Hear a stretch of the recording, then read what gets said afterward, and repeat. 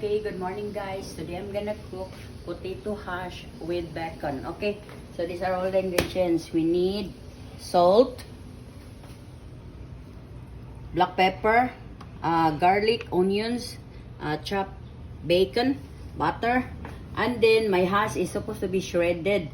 So I shred some of it and some of it I chop into cubes. Okay, start first.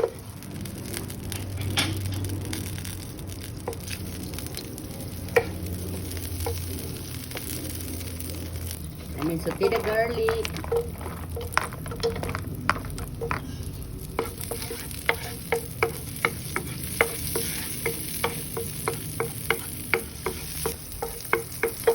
And then the onions.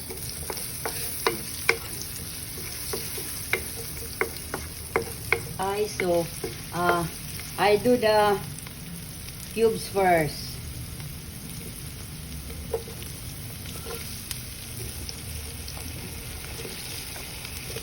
Because some of it I chop into cubes.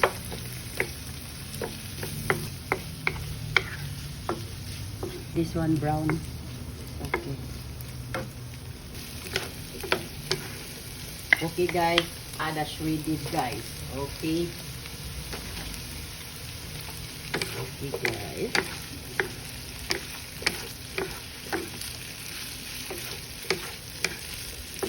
Pepper.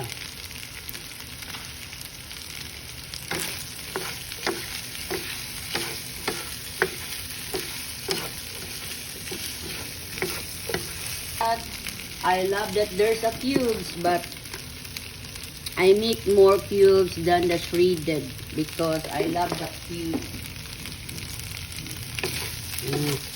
But it should be shredded guys. But it's my style that there's a shredded and there's a cubes also. It comes brown right away, the shredded one. But you know, I'm a hard-headed person, so I want there's a cubes also. Okay. I got that one guys.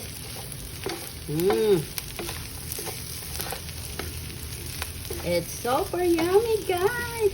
So this is our potato hash with bacon. It's super yummy guys. Okay, so that's our potato hash with bacon, and it's tasting time. Okay.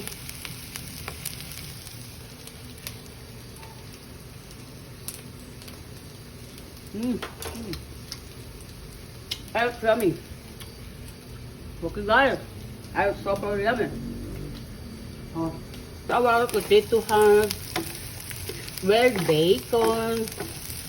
Okay, it's super yummy. Guys, I'll see you tomorrow for another recipe. Bye bye.